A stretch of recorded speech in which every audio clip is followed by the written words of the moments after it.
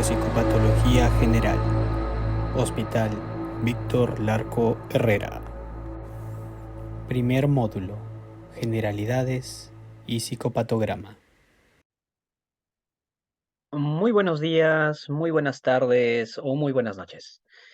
Continuando con lo que viene a ser el curso de psicopatología general, en esta oportunidad vamos ya con un poco más de temas relacionados a nuestro día a día, dentro de lo que vienen a ser evaluaciones clínicas. Vamos a hablar un poco sobre lo que es historia clínica psiquiátrica. Hoy es una historia clínica más que todo centrada en una evaluación relacionada a lo que es salud mental, ¿sí?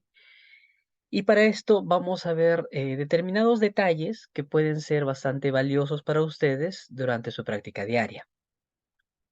Pero tenemos que tener en cuenta, ya, que dentro de lo que viene a ser el curso, nosotros no vamos a enseñarles a rellenar una historia clínica, ya, no les vamos a enseñar a cómo se hace la historia, entre comillas. Lo que vamos a enseñarles es básicamente a cómo se describe una vida, o sea, cómo nosotros vamos a comprender al paciente, ya a la persona, a este ser posiblemente doliente, ya en su día a día, entender qué situaciones desembocaron para que esta persona precisamente en ese determinado momento acuda con ustedes o se encuentre en el servicio en el cual ustedes van a verlo. ¿Ya? Para esto, nosotros vamos a valernos de la arma más poderosa que tenemos dentro de lo que viene a ser una evaluación clínica, la anamnesis. ¿Ya? Básicamente es la estructura central de la historia clínica, puesto que casi el 90, el 80% de todas las evaluaciones en general en medicina están centradas en la anamnesis. Ya esta contempla casi el 90-80% de lo que viene a ser el diagnóstico, como les mencionaba. Y sí me gustaría detallar una frase que me mencionó uno de mis docentes cuando me estaba formando a mí ya hace muchísimos años. Y él me decía que el examen físico es confirmatorio.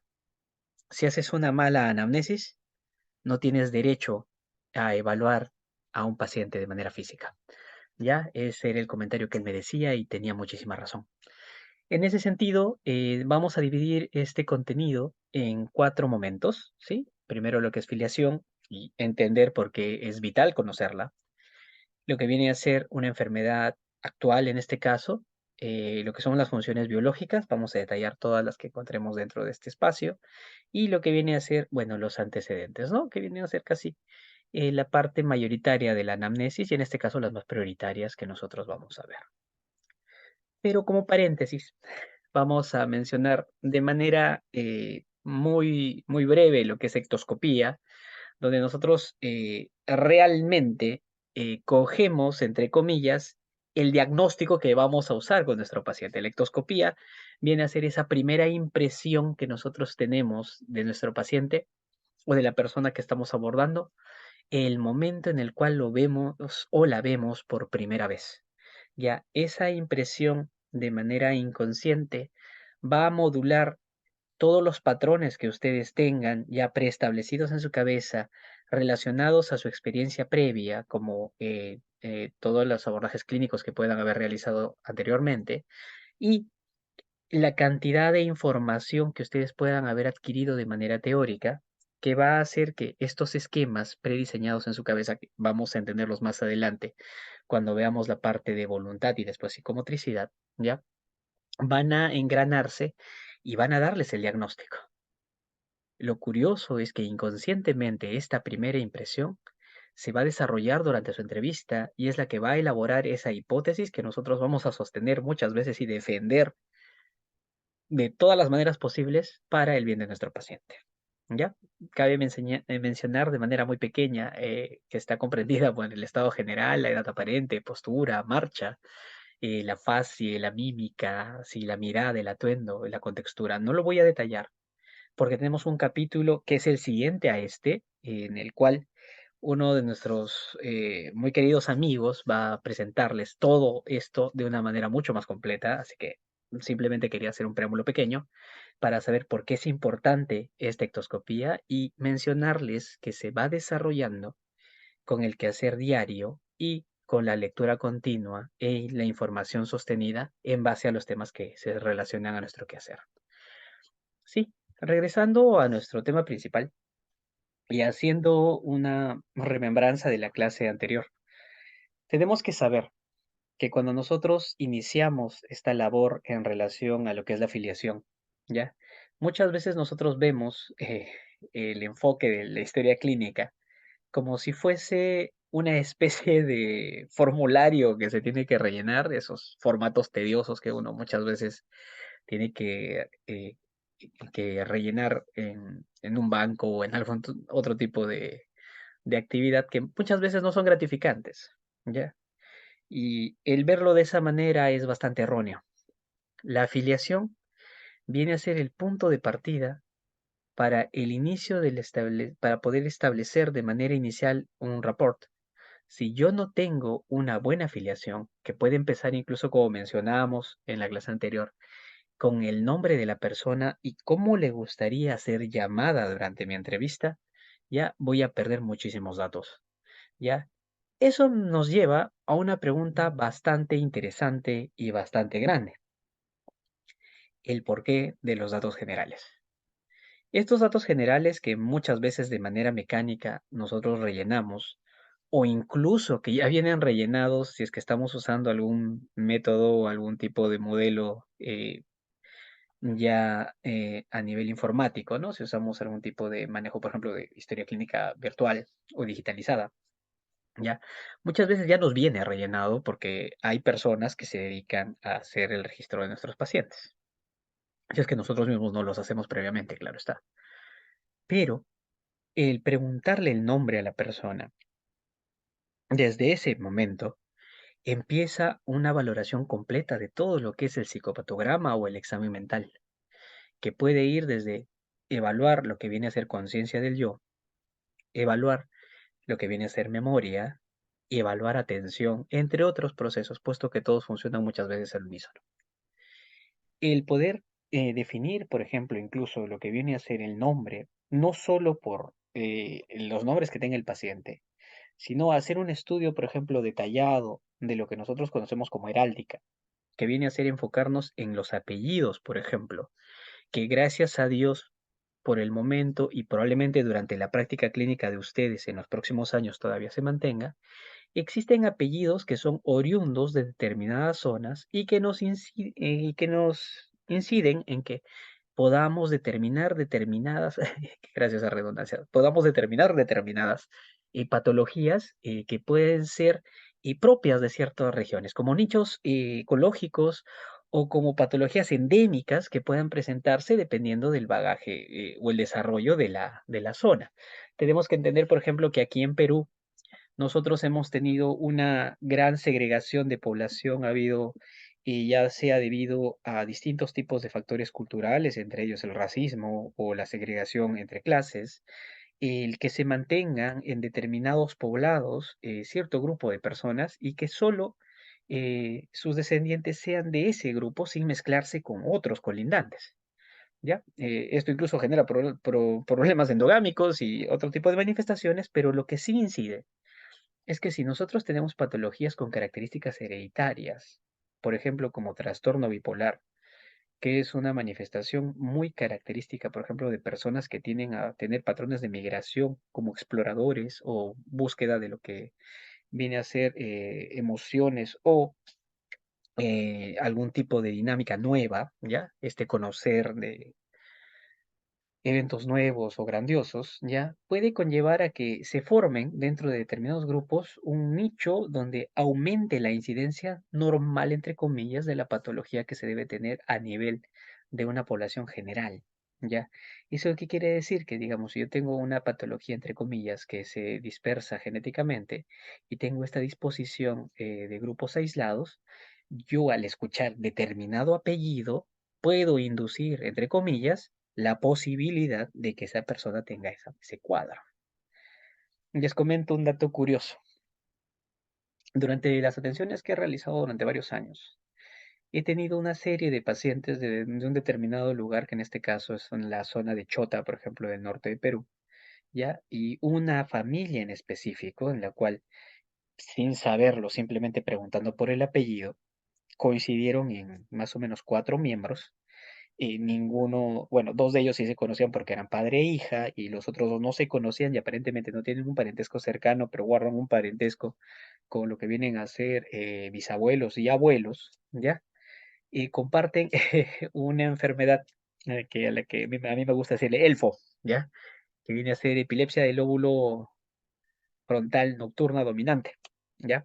Que es un tipo de cuadro que se caracteriza por sonambulismo, por ejemplo, ¿ya? Y acciones en este estado sonambúlico muy frecuentes en las noches, ¿ya? Este es bastante curioso porque estas 4 personas presentan la misma sintomatología y comparten el apellido, dentro de las cuales 2 son padre e hija, y los otros 2 son familiares que comprenden o que vienen de la misma zona. Por eso es importante, por ejemplo, mantener eso. Con los fenómenos relacionados al cambio debido a lo que viene a ser la globalización y los desplazamientos debido a los cambios culturales, esto se va a perder con el tiempo por la pluriculturalidad de nuestro país. Pero mientras se tengan esos nichos, por ejemplo, y alguno pueda poder hacer esas observaciones en determinadas regiones, ayuda muchísimo.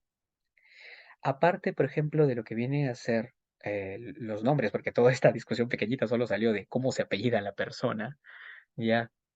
La forma con la cual la persona desea ser conocida, si es un nombre diferente a él o se reconoce como otra persona, nos podría hablar de alteraciones de conciencia del yo, ¿sí?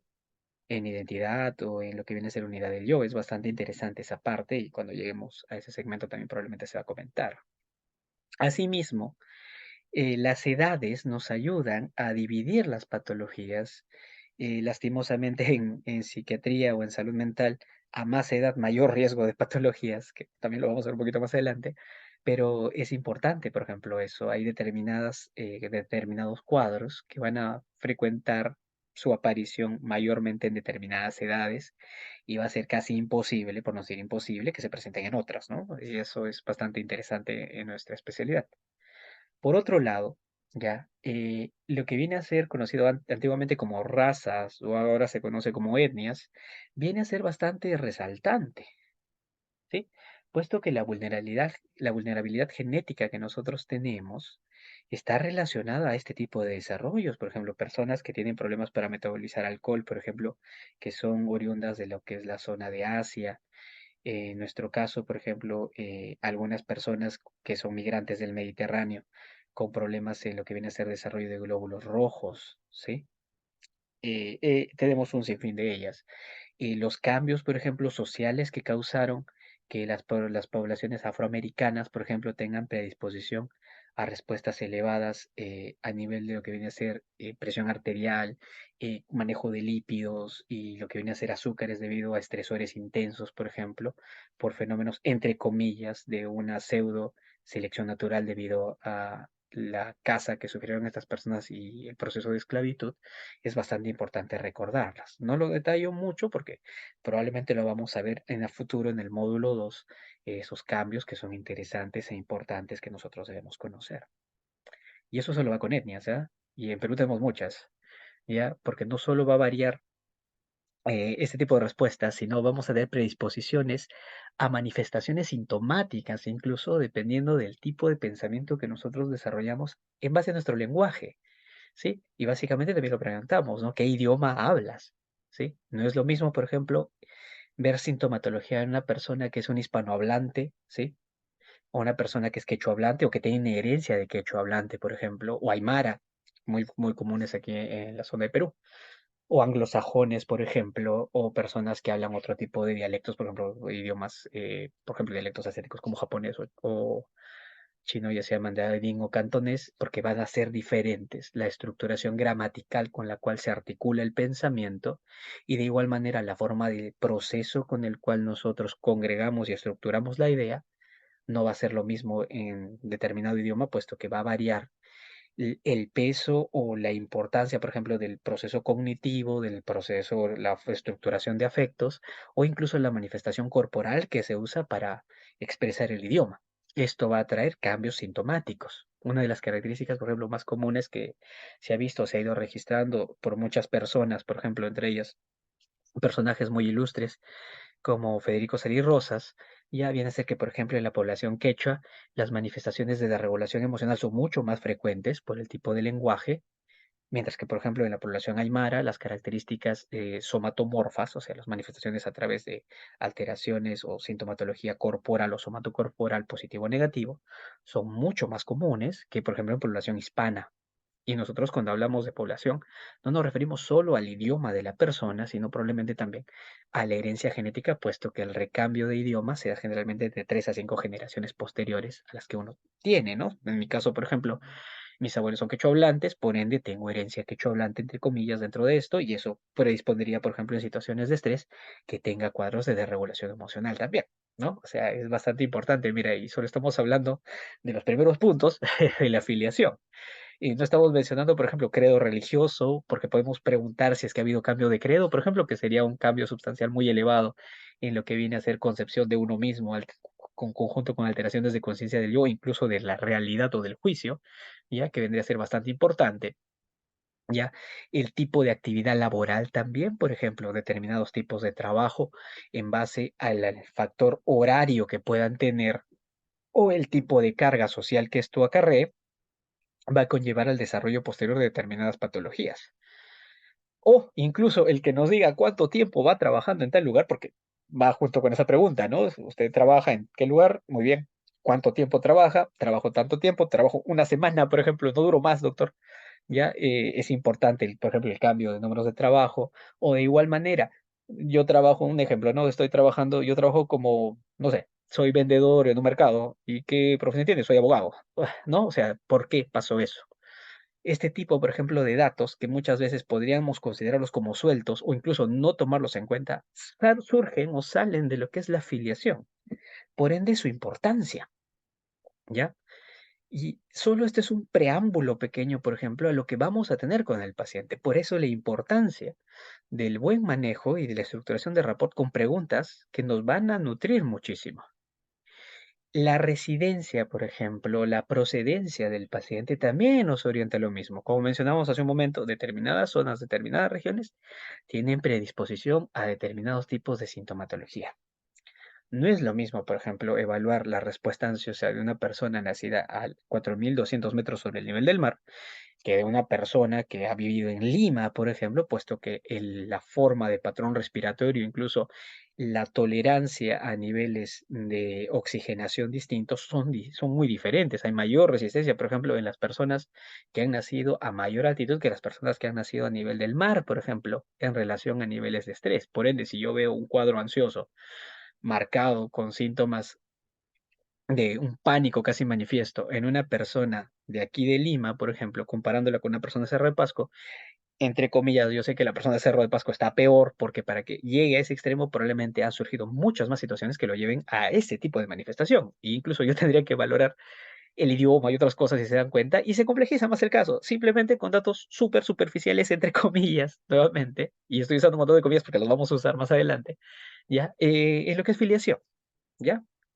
No ahondo más, porque sé que con este pequeño eh, resumen de lo que es la afiliación, probablemente les hemos abierto el bichito de buscar qué más o por qué más podría ser importante y qué más debería incluir yo mi afiliación, puesto que los modelos de historias clínicas cada vez se hacen más complejos, cada vez se les va agregando más cosas porque así como uno va narrando una historia, la sociedad va adelantándose y hay muchos factores que se van a ir incrementando. Pasando a la parte más elemental, entre comillas, de la historia clínica, tenemos lo que es la enfermedad actual, ¿ya? El relato cronológico, ¿ya? Este tipo de errores son bastante interesantes porque hace que realcemos cierta palabra y nos sirve bastante. Y el tiempo de enfermedad. ¿Por qué menciono esto de esta forma? Porque cuando nosotros hablamos de enfermedad actual, muchas veces estamos abocados a narrar el evento que le ha pasado a esa persona. Y muchas veces no sabemos cómo o por dónde empiezo. O a veces no hay un inicio, son tantos o son tan largos que yo no sé dónde empezó o desde dónde empiezo a contarlo. Eso es un patrón que muchas veces se nos dificulta más a los que estudiamos medicina, ¿ya? Porque cuando vemos patologías, por ejemplo, en un hospital, tienen un inicio y un fin muchas veces muy delimitados. Es muy difícil encontrar una patología de que no tenga un inicio específico porque tenemos hasta indicios para eso. Y en las patologías crónicas, las formas de ondear en patologías médicas, entre comillas, más sencillas, son muy fáciles de identificar muchas veces. En algunos casos no, es muy cierto. Pero en su mayoría muchas veces sí podemos hacer esa definición. En salud mental no vamos a tener a veces ese dato o el dato va a estar tan mezclado y entreverado con tantas cosas que no sabemos cómo diferenciarlas. Por eso muchas veces un relato cronológico va a ser muy difícil de que nos dé una idea completa del paciente. Y por eso lo ideal es siempre acompañar nuestro relato con un uso adecuado de esquemas. ¿Qué es un esquema? Es lo que nosotros llamamos línea de vida o línea cronológica. ¿Qué es esto? Es una línea que nos va a facilitar observar y describir de manera adecuada el curso natural de una enfermedad. ¿Por qué mencionamos curso natural de una enfermedad? Porque dentro de lo que vienen a ser patologías psiquiátricas, en su mayoría, cuando nosotros conectamos o nos encontramos con el paciente, generalmente ha pasado mucho tiempo desde que el cuadro ha empezado. En medicina estamos acostumbrados a hablar de días. En salud mental estamos acostumbrados, entre comillas, a hablar de meses y en algunos casos años o décadas o lustros. Por eso es importante el desarrollo de este tipo de mecánicas que nos faciliten el poder observar de manera completa el cuadro y no reducirlo probablemente al evento por el cual el paciente ha venido hoy, porque muchas veces el evento por el cual ha venido sea solo una pequeña parte o incluso un istmo aislado de todo el cuadro y tal vez el tratamiento que demos solo para ese pequeño espacio no sea el idóneo para todo el cuadro. Por ende, hay que saber cómo observar por completo toda esa línea y, entre comillas, o poder ver la película completa antes de dar nuestra crítica, ¿ya? En ese sentido, hay puntos que nosotros podemos tener de manera referencial para poder realizar esta línea. Primero, definir lo que son eventos, ¿sí? Que básicamente vienen a ser todas las situaciones que son de relevancia para el paciente. ¿Por qué menciono esto? Porque muchas veces va a haber situaciones que por el contexto sociocultural al que nosotros pertenecemos o la época en la cual nosotros nos hemos criado, no vamos a tomarle esa relevancia que esa persona sí le va a dar a ese evento. Como por ejemplo, por más gracioso que sea, de pisarle la cola a un gato en el año de 1900, no sé, 97, para esa persona tuvo un impacto terrible y eso para él es resaltante. Y probablemente haciendo la conexión con el resto de datos tenga mucho sentido. Pero si yo lo veo de manera aislada, probablemente no lo tome en cuenta. Y por eso la importancia.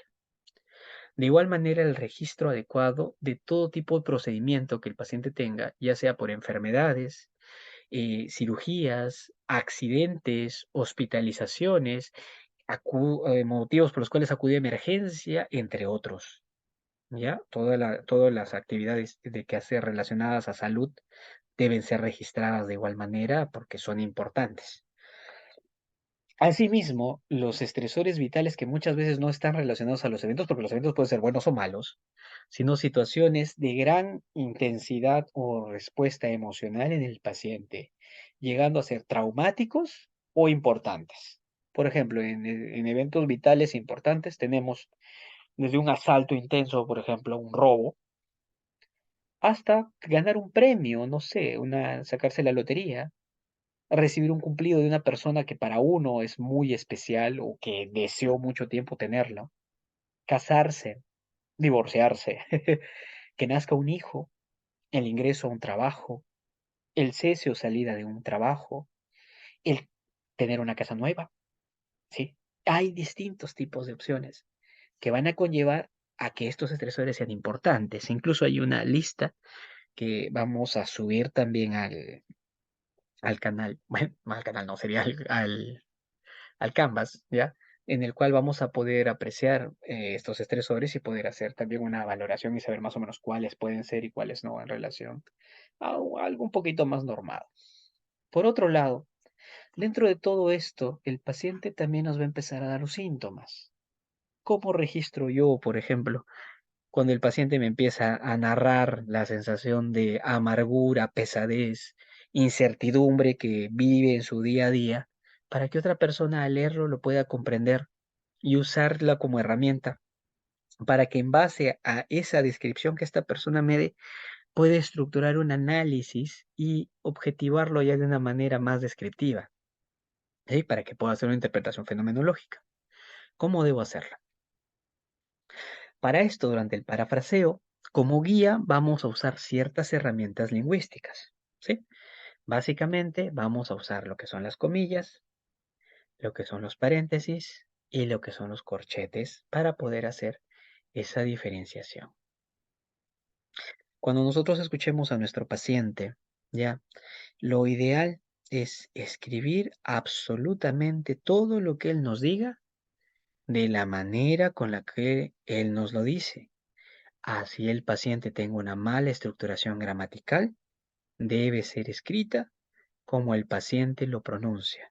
Si se confunde, por ejemplo, cambiando palabras o sílabas al hablar, debe ser registrado de esa manera. A ese proceso se le conoce como parafraseo. Para que yo pueda establecer qué es un parafraseo y qué es un análisis, por ejemplo, de lo que está ocurriendo, generalmente el parafraseo va antecedido y finaliza con lo que vienen a ser las comillas. El entrecomillado me dice que desde ese punto hasta su cierre es lo que literalmente el paciente me está diciendo con sus palabras, ¿sí? Yo puedo poner paciente varón de 25 años que acude a consulta, se encuentra sentado en la silla muy cómodamente, reposa las manos sobre el escritorio, por ejemplo, sobre la mesa, y refiere, dos puntos, abro paréntesis, que abro comillas y empiezo con lo que mi paciente me dice. Muchas veces cuando hacemos esto, la impresión que va a quedar va a ser el registro del lenguaje verbal del paciente. Pero como bien sabemos, nuestra expresión durante la entrevista no solo es verbal, tiene muchos de componentes no verbales. En ese sentido, los paréntesis nos van a ayudar a poder comprender esos componentes no verbales. ¿De qué manera? El paciente me puede responder a una pregunta que yo le estoy haciendo y entre paréntesis yo puedo poner mi pregunta para que de esta manera se comprenda por qué el paciente dentro del relato me dice los pantalones rojos son mis favoritos, por ejemplo, porque probablemente yo le pregunte, ¿y qué pantalones son tus favoritos? Entre paréntesis, y la respuesta seguida sin el corte de comillas va con este tipo de acción. Y de esa manera yo sé, por ejemplo, que el paciente tiene o que esa respuesta viene en relación a una pregunta. Incluso la persona que valora la entrevista puede saber si la pregunta ha sido respondida inmediatamente o ha habido cambios en lo que viene a ser el curso o incluso la forma con la cual se estructura la oración. Y puedo hacer una valoración, por ejemplo, de curso y forma de pensamiento, sin mencionar incluso contenido, ¿no? Simplemente agregando lo que viene a ser el paréntesis. De igual manera, va a haber acciones que yo le voy a pedir o situaciones que le puedo pedir al paciente, voy a ponerlo en paréntesis, o adiciones que puede ser, por ejemplo, que mientras yo estoy conversando con el paciente, su familiar que pueda estar presente me menciona, por ejemplo, madre del paciente durante entrevista interrumpe y menciona, y puedo nuevamente abrir en comillas y mencionar lo que me dice la madre. Incluso dentro de la acción de la madre, si es que la madre me menciona algo más, en ese caso tendría que usar llaves, por ejemplo. ¿Ya? O puedo mantener paréntesis si es que tengo un buen control y tengo una buena señalización, podría mantenerse. Lo ideal es cambiar a otro tipo de signo que de abre y cierra, que en este caso puede ser llaves. No lo consideramos comúnmente porque es bastante raro usarlo y con el uso de paréntesis creo que queda bastante claro. Por otro lado, así como yo interfiero o genero cambios en el comportamiento del paciente, las manifestaciones de movimientos, por ejemplo, mi paciente, el paciente menciona, ¿no? Entre mis comillas, quiero salir de acá, ¿sí? Le agrego incluso signos de admiración, ¿no? Entre corchetes puedo poner la acción del paciente mientras dice eso. Ahí puedo, abro abro mis corchetes y menciono, el paciente levanta las manos mientras dice tal frase y golpea de manera muy intensa la mesa, arranchando, no sé, documentos que se encuentran ahí, rompiéndolos de manera súbita, ¿ya? Y ya no solo quiero irme de aquí, queda en un grito, sino se acompaña de la acción del paciente que nos puede demostrar, por ejemplo, el inicio de una agitación psicomotriz que queda bastante plasmada en la hoja y me da la posibilidad de que yo pueda observar esa situación, a pesar que yo no haya estado delante del paciente y la acción se hace más completa, si se dan cuenta. Asimismo, muchas veces mi paciente me va a dar una frase y va a presuponer que yo sé el resto de eso. Y muchas veces por el contexto yo lo puedo inferir. Y me dice, pues él estaba haciendo esas cosas. Y ese él puede ser que esté señalando con su mano a su padre. Yo entre corchetes puedo poner él y entre corchetes padre y lo que continúa diciéndome el paciente. Y de esa manera yo tengo una orientación, por ejemplo, de lo que está pasando o hacia quién se está refiriendo el paciente o completar algún dato, por ejemplo, como alguna fecha o año que sea útil para que yo pueda tener un poco más de sentido en el relato. Si se dan cuenta, estas acciones complementan un relato o una descripción, ¿sí?, de lo que se convierte en una descripción lineal en una película viva de lo que el paciente realiza y lo que está haciendo en ese momento. Y es bastante interesante porque si se dan cuenta, nos da una dinámica más completa de la acción y una visión mucho más amplia del cuadro que estamos observando y es mucho más fácil valorarlo. El único problema es que demanda más tiempo y con la práctica se puede conseguir de manera adecuada. También va a haber momentos que se va a sobresaturar probablemente lo que está diciendo el paciente y van a perder la hilación o va a haber partes que no van a poder registrar porque se les ha olvidado. Eso también puede pasar porque tenemos que estar atentos a muchas cosas. Los corchetes también nos facilitan esto, porque si yo omito algo, puedo abrir corchetes, poner 3 puntos y cerrarlos y decir que ahí hay algo que yo perdí porque no logré recabarlo. E incluso ese vacío me da un dato importante que yo sé que ahí, en ese pedazo que no se escribió, hay algo que alguien no pudo preguntar o que preguntó y se perdió. Incluso si el paciente hace silencios, yo puedo abrir corchetes y poner paciente guarda silencio por tanto tiempo aproximadamente. Y con eso complemento muchas cosas. Si se dan cuenta, son herramientas que facilitan la manera normal con la cual nosotros conversamos con una persona y nos dan la facilidad que de manera escrita yo pueda observar, entre comillas, lo que ha pasado con el paciente. ¿Sí? Esto es de manera escrita. Ahora vamos de manera esquemática. ¿Cómo yo realizo un esquema? ¿Ya? Este esquema lo voy a usar para dos formas. Voy a explicar a la vez lo que viene a ser el desarrollo o aparición por edades o por grupos, en este caso, divididos desde antes que nazca la persona y cada 10 años, o sea, cada decenio, y la presentación aproximadamente más frecuente de cada patología y los factores más resaltantes que yo debo mantener, por ejemplo, o yo debo observar en determinados momentos. Esto puede ayudarles a ustedes más que todo para poder buscar el inicio de algún cuadro, ¿ya? O a su vez para poder hacer una relación entre ciertas manifestaciones y su desarrollo posterior. Como nosotros sabemos, el desarrollo y el cambio a nivel de lo que viene a ser el desarrollo de la corteza prefrontal, de todo el encéfalo en sí, de las redes neurales, ¿sí? Se da desde antes del nacimiento, desde que se empieza a formar el tubo neural. La disposición, incluso la división o la estructuración geométrica de las neuronas va a definir cómo a la larga se van a dividir y a armar todas las redes neurales que nosotros necesitamos. En ese sentido, cambios que pueden presentarse durante el embarazo pueden influir en ese desarrollo. Manifestaciones o modificaciones propias del cigoto relacionadas a alteraciones genéticas, de igual manera, y predisposiciones genéticas por herencia, también. En ese sentido, nosotros como problemas más comunes antes de que la persona nazca, que la predisponga o que le establezca la aparición de algunas patologías mentales, van a estar relacionadas primero con cambios genéticos, como alteraciones, por ejemplo, en genes clock, relacionados a lo que viene a ser, por ejemplo, trastorno bipolar, vulnerabilidades genéticas como alteraciones, por ejemplo, en lo que viene a ser receptores, por ejemplo, de transportador de serotonina, que me puede hablar de una vulnerabilidad, por ejemplo, a conducta suicida o a psicosis, entre otras. O sea, va a ir variando.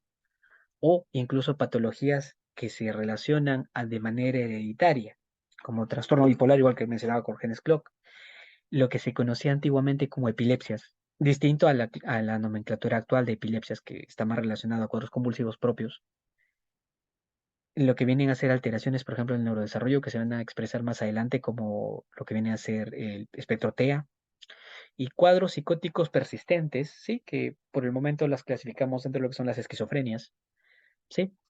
A su vez, manifestaciones relacionadas con la gestación, por ejemplo, un problema de implantación que nos puede causar una preeclampsia, por ejemplo, y cambios en el desarrollo normal del bebé, o alteraciones por otro motivo que pueda tener. Y de igual manera, ya llegando a los 0 años, tenemos los problemas relacionados con el parto, dificultades en el parto, uso de instrumentos, por ejemplo, o parto instrumentado, hipoxias, alteraciones relacionadas, por ejemplo, con infecciones, ¿sí? Son bastante importantes, incluso tomando o sumando a esto en las primeras semanas de vida, por ejemplo, el exceso de ciertos procesos para metabolizar bilirrubina, por ejemplo, síndrome de Kingler-Najar, por ejemplo, entre otros, o Gilbert, están bastante relacionados a ciertas alteraciones, por ejemplo, en ángulos basales y desarrollo posterior de neurosis. Ya es bastante importante tener en cuenta estos puntos porque muchas veces los pasamos sin más. E investigar sobre la forma con la cual se llevó el embarazo del paciente, si es que se tiene la posibilidad de los datos, es muy importante para la estructuración de su línea cronológica. ¿Sí? Por eso resaltamos bastante lo que son problemas del parto. ¿Ya? Desde que la persona nace, ¿ya? Incluso se aumentan más situaciones que vienen a ser las reacciones a situaciones psicosociales. En este caso, que son muy intensas, los vamos a manejar como traumas, que básicamente vienen a ser reacciones por aumento de cortisol sostenido en determinadas situaciones y liberación de glutamato como respuesta, ¿no? En estas personitas. Ya definir trauma es bastante complejo y probablemente en el segmento que nos toque en el módulo 2 vamos a poder verlo en más detalle. Pero es importante mencionar que estas reacciones en relación al entorno aparecen desde que nacemos. Incluso la primera, y una broma que hago bastante con lo que vienen a ser mis residentes, es en qué mes del año es mejor nacer, ¿no? O sea, cuál es el mes más idóneo para nacer. Y la naturaleza básicamente y los dibujos animados nos dicen que es en primavera, puesto que el clima es más templado, no hay un exceso de calor o frío, puesto que el neonato tiene un problema para el manejo de lo que viene a ser no solo el medio interno, sino la temperatura, y las de regulación de temperatura es uno de los estresores más grandes que nosotros vamos a tener en una persona recién nacida. Muy importante, ¿eh? Bastante curioso. Por ende, todos los factores relacionados a estos cambios, que van hasta desde eso, por ejemplo, a cualquier otra situación mientras uno va creciendo, son importantes de tener en cuenta. Sumado a esto, por ejemplo, tenemos que mantener siempre cierto esquema, y uno de los esquemas más importantes vienen a ser los antecedentes traumáticos en la infancia, ¿ya? O los ACEs o ACEs, como quieran decirlo, dependiendo de su país, ya que están relacionadas a situaciones de vulnerabilidad que estas personitas o que las personas podemos presentar durante nuestro desarrollo. Estos estudios están relacionados desde que la persona nace hasta los 18 años. Actualmente se está abordando mayor cantidad de años porque el neurodesarrollo se prolonga más tiempo, pero es importante mencionarlo porque es una edad de bastante vulnerabilidad. Y estos ACEs básicamente vienen a ser situaciones de abusos, ya sea físicos, emocionales o sexuales, lo que vienen a ser las negligencias físicas o emocionales, que básicamente están relacionadas a maltrato por omisión, o sea, personitas que son descuidadas, que no comen, no tienen para comer o que están enfermas y no las llevan al médico. Hay muchas descripciones que probablemente las vamos a ir viendo en el desarrollo del curso, ¿sí? Como también lo podemos ver en otros módulos. Aparte de esto, situaciones relacionadas dentro de los ACEs también con lo que vienen a ser hogares disfuncionales, que son sus tres pilares: abuso, negligencia y hogares disfuncionales, que vienen a ser los problemas dentro del hogar, son importantes porque son de los principales eventos relacionados a cambios en lo que es neuromodulación cerebral. Ya es importante tenerlo en cuenta o evaluarlos durante esas etapas de vida. Asimismo, ya que estamos hablando de cambios a nivel de lo que viene a ser patrones inflamatorios como cortisol, hay que mencionar que el neurodesarrollo comprende más o menos desde los 0 hasta los 25 o 30 años, así que en este caso estamos seleccionando hasta los 30 años para tener un esquema más marcado porque estamos hablando de decenios, ¿ya? Y recoger información no solo de eventos traumáticos catalogados como abusos, negligencias o problemas sociales como hogares disfuncionales, sino manifestaciones que muchas veces no contamos como eventos traumáticos, que vienen a ser, por ejemplo, enfermedades sostenidas con patrones inflamatorios intensos, por ejemplo, niños con diarreas persistentes, sarampión, varicela, por ejemplo, complicada, neumonías, o cuadros que ameriten internamientos, por ejemplo, por alteraciones en lo que viene a ser desapego paterno, por que muchas veces el internamiento no puede ser conjunto, cirugías cruentas, por lo que viene a ser manejo de dolor y patrón inflamatorio, por ejemplo, secuelar a la lesión por los procesos propios de cicatrización. De igual manera, los accidentes, fracturas o situaciones que generen dolor persistente por más de 3 días. Las respuestas alérgicas desproporcionadas, por ejemplo, también deben ser consideradas dentro de esto, porque tenemos que tener en cuenta que cuando se presentan situaciones relacionadas a cambios de patrón inflamatorio sostenido, ya sea debido a estas características que les menciono o a los ACEs, se da un problema en lo que es mielinización normal de la red o del segmento comprometido en determinado momento, y al no darse se expresa posteriormente esto como un síntoma. ¿Eso qué quiere decir? Que si yo puedo estratificar, por ejemplo, determinadas situaciones como qué manifestaciones están relacionadas o qué vías están relacionadas, por ejemplo, a maltrato físico o a maltrato verbal, yo puedo definir incluso qué síntomas van a manifestarse, y de igual manera yo puedo preguntar en determinado momento qué estructura se está desarrollando y qué manifestaciones están relacionadas a esa estructura. De las más comunes, por ejemplo, viene a ser el desarrollo de lo que es hipocampo, que en promedio se da desde que la persona nace hasta los 6 años, que quiere decir que si hay alguna situación relacionada a esto, sobre todo entre los 2 a 4 años, me va a mencionar alteraciones relacionadas a lo que viene a ser las funciones básicas del hipocampo, entre estas, por ejemplo, evocación de memoria, patrones atencionales, incluso volitivos, y lo más común que yo tenga, por ejemplo, en un niño con esas alteraciones, en ese periodo de tiempo van a tener ese tipo de manifestaciones, problemas en la atención, problemas en el inicio de acciones, ¿sí? Y ese tipo de cuadros muchas veces los vamos a ver, ¿ya? Por ende, es importante recordar, como les mencionaba, la liberación excesiva de cortisol, no solo por las reacciones inflamatorias, sino también adicional a esto, el uso, por ejemplo, de corticoides en el tratamiento de personas pequeñas, en este caso pediátricas, que son bastante comunes, por ejemplo, el uso de corticoides sistémicos, ya sea, por ejemplo, dexametasona, no sé, prednisona, que son bastante usados, hidrocortisona en niños, como es un antiinflamatorio bastante bueno, de manera muy usual lo usan los pediatras, ¿no? Es por eso importante mencionarlo. Ya ciñéndonos a los decenios, por ejemplo, en el primer decenio, una de las situaciones más importantes que nosotros observamos y vemos y tenemos que tener en cuenta, viene a ser la primera poda neural. La primera poda neural es el momento en el cual el cuerpo empieza a purgar las redes que no son necesarias para nosotros, porque sabiamente la naturaleza crea neuronas en exceso para predisponernos y desarrollarnos en relación al entorno en el cual nos encontremos, y por eso somos fáciles de adaptar, y las que no sean básicamente útiles desde que uno nace en ese entorno, ya sea por la predisposición de mis padres, voy a perderlas. ¿Ya? Eso va a conllevar a que la persona tenga alteraciones muchas veces relacionadas a lo que es la poda. ¿Ya? Las que vamos a ir viendo. Entre estas, por ejemplo, lo que es el TEA. Por otro lado, también vamos a tener manifestaciones relacionadas a la dependencia de otras personas, porque tenemos que tener en cuenta que una persona al nacer no es independiente, depende de otras personas para su subsistencia, siendo una de las principales características dentro de los primeros 10 años y sobre todo dentro de los primeros 5 a 6 años. Por ende, el desarrollo adecuado de un apego seguro o un apego inseguro va a ser una de las manifestaciones más comunes dentro de esta edad. También las alteraciones del lenguaje por procesos propios de aprendizaje o relacionadas a alteraciones derivadas ya de problemas tróficos cerebrales van a ser muy comunes. Por ende, en este periodo lo más usual es encontrar alteraciones de apego, manifestaciones relacionadas al lenguaje, motricidad y lo que viene a ser TEA. No hay que olvidar que desde que la persona nace también está sujeta a manifestaciones relacionadas a estresores sociales. Por ende, lo usual también es que se manifiesten cambios o alteraciones relacionadas a lo que viene a ser manifestaciones ansiosas o depresivas relacionadas a estresores. Esto hay que agregarle que el desarrollo normal del niño eh, implica vulnerabilidad para ciertas manifestaciones. Entre estas es muy fácil que un niño que sea expuesto a situaciones de mucho estrés desarrolle patrones disociativos desde una edad bastante temprana y se manifiesten en estas personas de manera muy florida.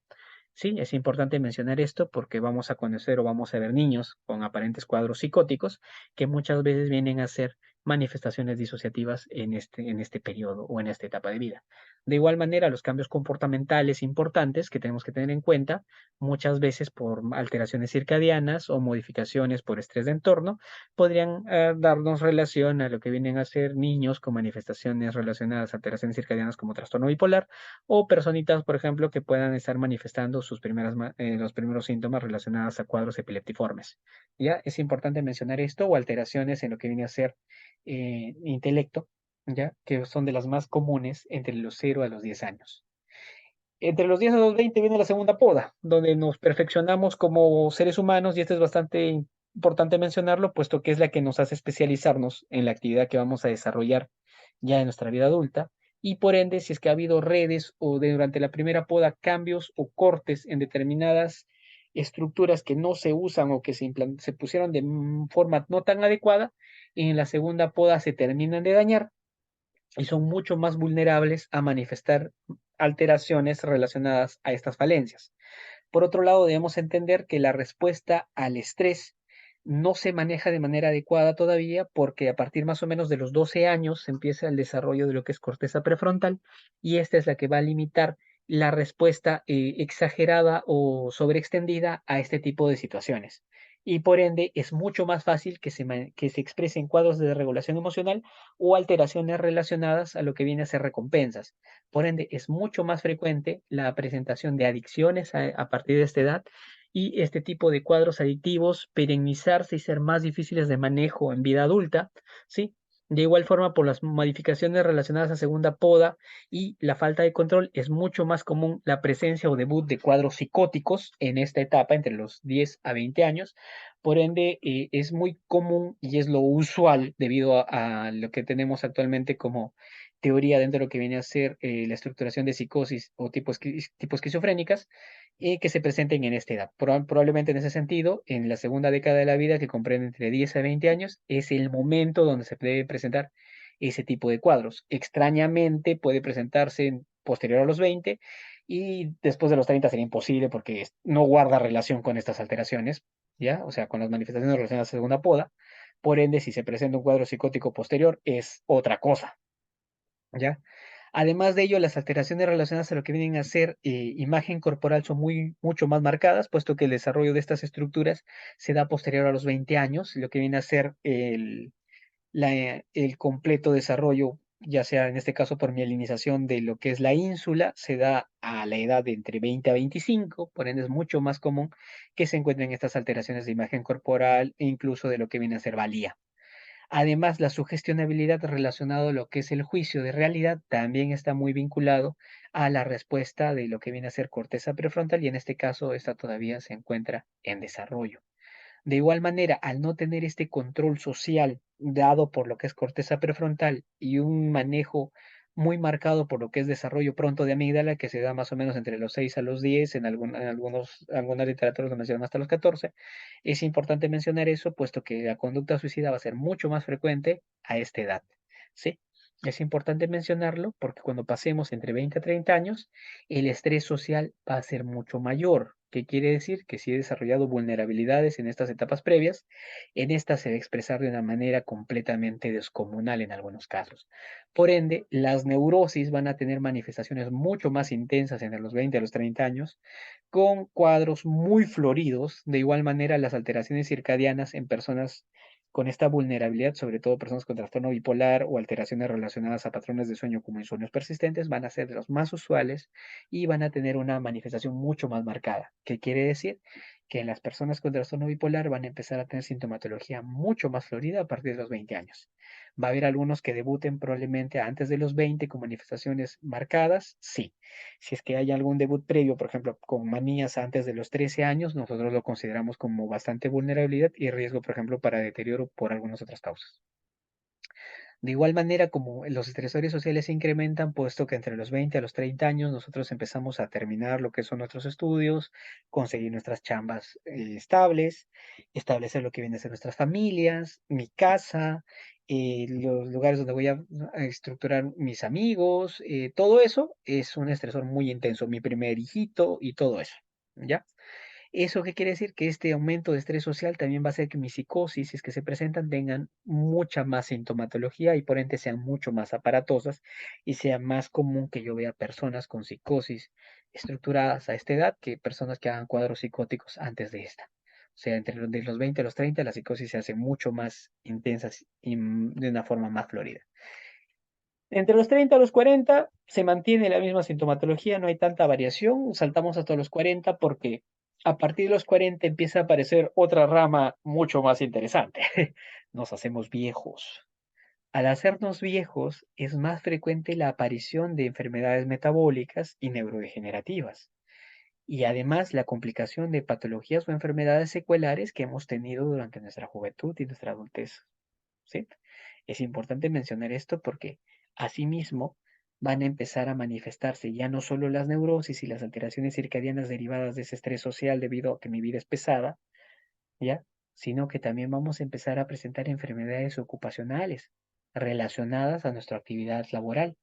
Por ejemplo, vamos a tener insomnios debido a que hacemos guardias constantemente, por ejemplo, si somos médicos o trabajamos de manera nocturna o con turnos rotativos porque, no sé, trabajo en una fábrica o estoy dedicado a lo que es call center, ¿sí? Y va a ser bastante importante mencionar esto porque esos cambios van a generar determinadas complicaciones. Y tenemos que entender que incluso a partir de los 45 años, las enfermedades neurodegenerativas van a empezar a imperar en nosotros, ¿sí? Tanto así que para los 50 años ya vamos a tener manifiestas determinadas enfermedades, como puede ser el inicio de Parkinson, de algún otro tipo de cuadro demencial subcortical o cortical o córtico subcortical, por ejemplo, de demencia del cuerpo de Lewis, ¿sí? Enfermedad de Pick, inicios, por ejemplo, de las personas con vulnerabilidad de Alzheimer, ¿sí? En complicaciones, por ejemplo, derivadas de presión arterial elevada, o sea, de cuadros sostenidos de hipertensión, como demencias vasculares y complicaciones propias de lo que vienen a ser diabetes. Es importante mencionarlas porque van a manifestarse. Entre los 60 a los 70 viene otro de los estresores más intensos. ¿Por qué? Viene la jubilación. Viene muchas veces ya la separación por completo de los hijos, porque a veces nuestros hijos se quedan más tiempo o nos quedamos más tiempo porque somos unas larvas, ¿ya? Somos unas abijuelas. ¿Ya?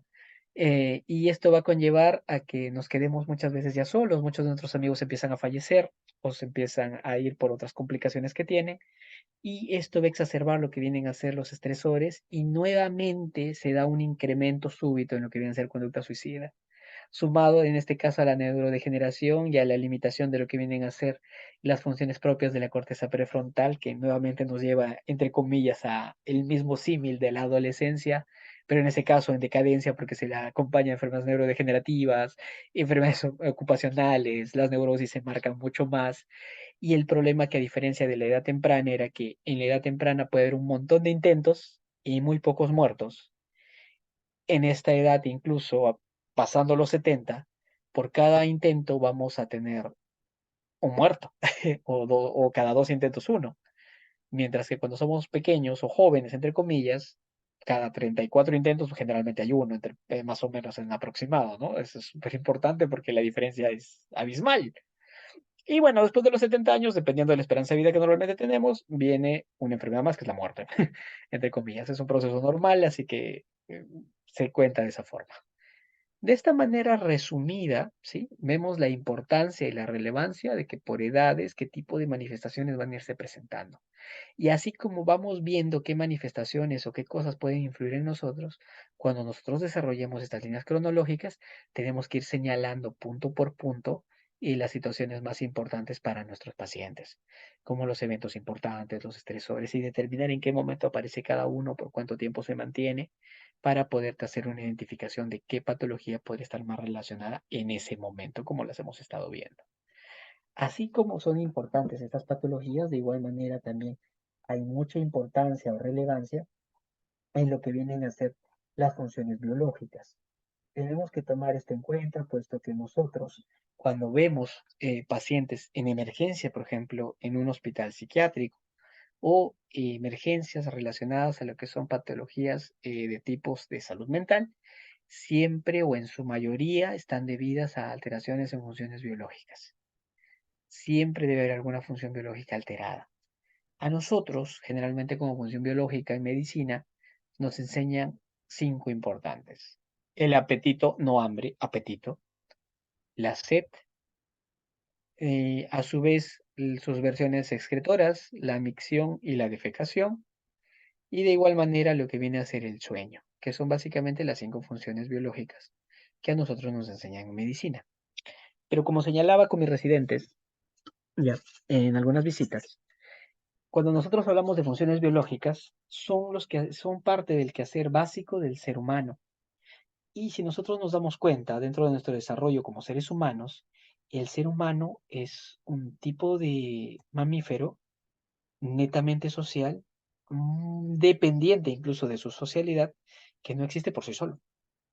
Necesitamos otro ser humano, por ejemplo, para hacer comparaciones y saber quién soy yo y quién no soy.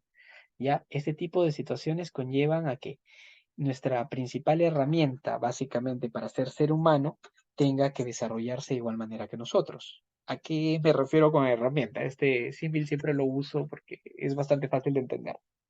Cuando nosotros nos vemos, somos la cabeza de la cadena alimenticia, ¿no? Somos el animal que ganó.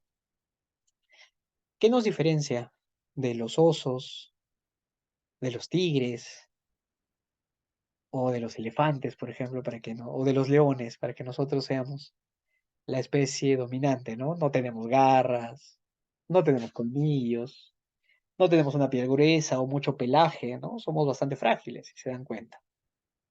La vez pasada también me burlaba, por ejemplo, mencionándolos que es importante que nos formemos bien, porque somos difíciles de cambiar, ¿no?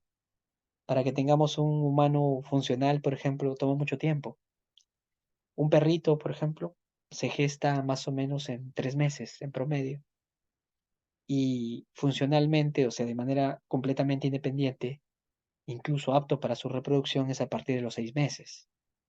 ¿Eso qué quiere decir? Que en promedio cada 9 meses a un año yo tengo perritos funcionantes, ¿no? Es un tiempo corto.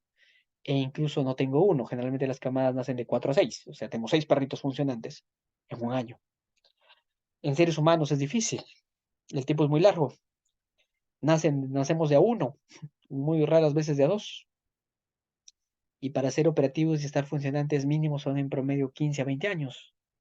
Es difícil cambiar un ser humano, por ende no los podemos matar, porque somos difíciles de reemplazar. Y el problema es que nos especializamos, o sea, los perritos pueden hacer muchas funciones, pero el ser humano se especializa en determinada función. Ese efecto de especialización hace que sea aún más difícil reemplazar a alguien. Por ejemplo, para que se forme un médico, son 7 años más, desde los 15, o sea, más o menos 22. Si le suman eso una formación, por ejemplo, de especialidad, son 3 años más. Ya no son 22, son 25. Si le sumas una sub, son 2 más, son 27. Y así va sumando, se dan cuenta, demora mucho reemplazar un psiquiatra. Por ende, debemos formarnos bien. Y si demora tanto, ya, ¿qué es lo que nos hizo a nosotros ganar como seres humanos? Esa capacidad curiosa de socializar y especializarnos. Por ende, el ser humano, igual que los demás animales que especializan, lo que los ayuda a cazar o su herramienta para matar, entre comillas, nosotros especializamos esa herramienta, que se conoce como capacidad de sociabilización. Y esta capacidad de sociabilización nos facilita el poder explorar, por ejemplo, y conocer nuevos entornos, y de esta manera conectar con más personas. Por ende, como función biológica, también está el factor de exploración, que viene a ser esa capacidad de aprendizaje innata que tenemos. Y por ende, cuando una persona enferma y se aísla en determinado lugar, el patrón va a conllevar a una descompensación pronta después de unas semanas, ¿sí? Si nos alejamos de las personas y no hay nadie, de igual manera. Este patrón de sociabilización es tan importante que nosotros tenemos patrones más especializados, entre comillas, de sociabilización. El más importante es el apego, que vendría a ser también una alteración de función biológica por esa característica. Incluso es tan importante que puede modificar funciones biológicas primitivas, como básicamente la reproducción, y convertirla en algo relacionado a un vínculo social conocido como sexualidad, y ya no ser una herramienta únicamente para mantener a la especie y que persiste en el tiempo, sino una herramienta de vínculo social que permite lazos entre determinadas personas o que facilita la unión para la finalidad de que el grupo se estructure y sea más unido. Si nos damos cuenta, son muchas más las funciones biológicas, ¿sí? No son solo 5, son más. Y aparte de esta, como función biológica incluimos lo que viene a ser también nuestros instintos, nuestra respuesta primitiva que nos concede esa capacidad de mantenernos vivos, ¿sí? A estas 10 funciones, normalmente le agregamos una más, que no la pongo incluso escrita porque no es una función biológica propiamente dicho, pero por su característica, porque las funciones biológicas nos enferman cuando se descompensan después de un tiempo un poco más prolongado, que generalmente pueden ser días, semanas, se encuentra lo que es el peso. Una variación de peso súbita también nos puede causar ese tipo de problemas y generalmente también se incluye dentro de lo que son funciones biológicas debido a sus manifestaciones relacionadas al tiempo. Por eso no la incluyo de esa manera tan notoria como las otras que les he mencionado, ¿ya? Que son las características más importantes que generan una descompensación. ¿Eso qué quiere decir? Que deben estar inmersas en las preguntas que yo voy a realizar en mi examen, porque me va a servir una descripción detallada de cada una de estas para ver si ha habido alguna variación o no, o tener un basal de cómo es el comportamiento habitual de este paciente o de esta persona con sus funciones biológicas. Describir el apetito, no solo frecuencia de comidas, por ejemplo, si come 2 o 3 veces al día, sino cantidad de ingesta, si prefiere la ingesta acompañado o solo, si tiene horarios determinados de ingesta, si ha notado, por ejemplo, cambios en esta, si hay manifestaciones o complicaciones debidas a su ingesta, si ha variado el patrón de alimentación o tipo de alimentos que consume, ¿sí? Todo ese tipo de características. De sed igualito, qué tipo de líquidos bebe, cuál es la cantidad, si ha variado la cantidad, en qué momentos del día son más usuales el consumo de estas, si es en grupo o no, qué tipo de bebidas ingiere, si son alcohólicas o no alcohólicas o de otro tipo, y así, ir detallando una por una, ¿ya? Parece un poco tedioso, pero básicamente es necesario. Asimismo, también tener en cuenta lo que vienen a ser los antecedentes personales y familiares.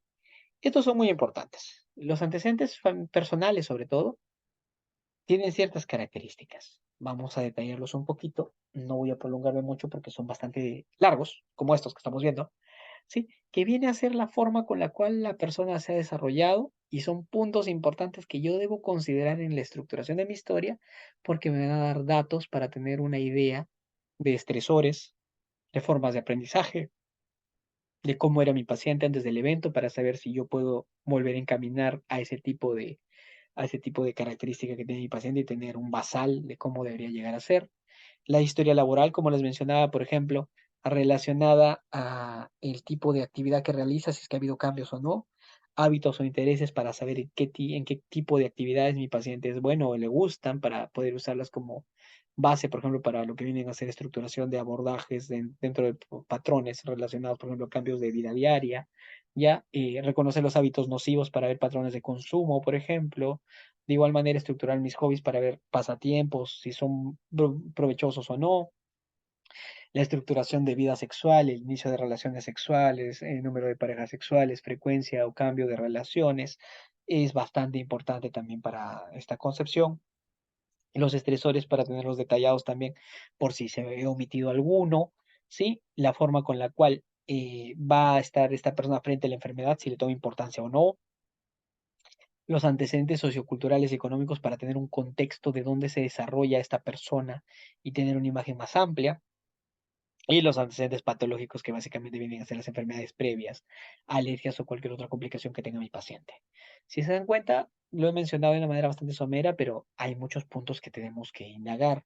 De igual manera, sí, tenemos que recordar esto que les mencionaba, que a mayor tiempo, mayor casos o mayor número de patologías mentales. Eso es importante mencionarlo porque a más años, mayor riesgo de alguna patología. Y así como hay mayor riesgo de patologías, cuando nosotros hablamos de antecedentes familiares también, vamos a tomar en cuenta 4 puntos.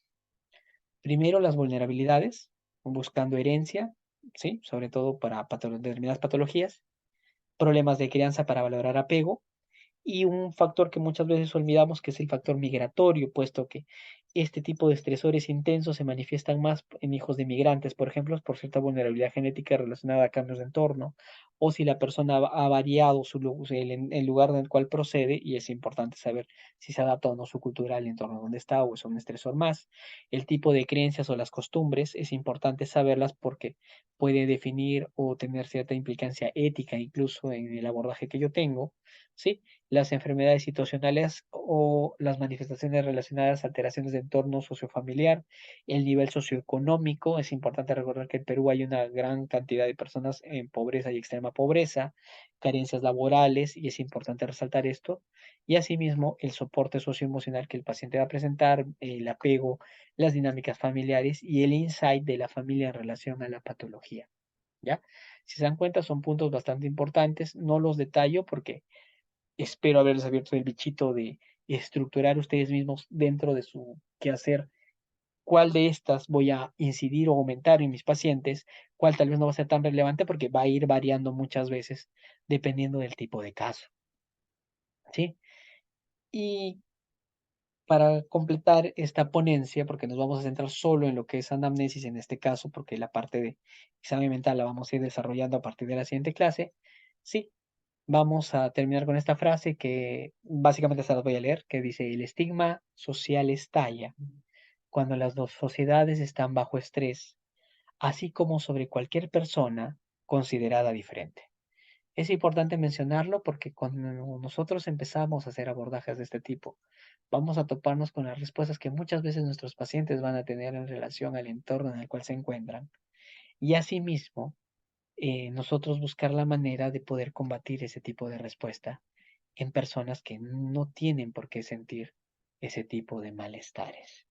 ¿Ya? Con esta frase vamos a dar por terminada esta clase, ¿sí? Si hubiese alguna pregunta, no duden en escribirnos, ya sea a través de los foros que tenemos en el Canvas o al correo que se les presenta. No olviden visitarnos en nuestras redes sociales, por favor. Ya, ha sido un gusto tenerlos como espectadores el día de hoy. Yo soy Donald Cabrera, mucho gusto por tenerlos. Le doy pase ya como de manera clásica a mi parte física para que pueda dar algún alcance más a los que están de manera presencial. Cuídense mucho, que tengan un muy buen día, o muy buenas tardes, o muy buenas noches. Muchísimas gracias.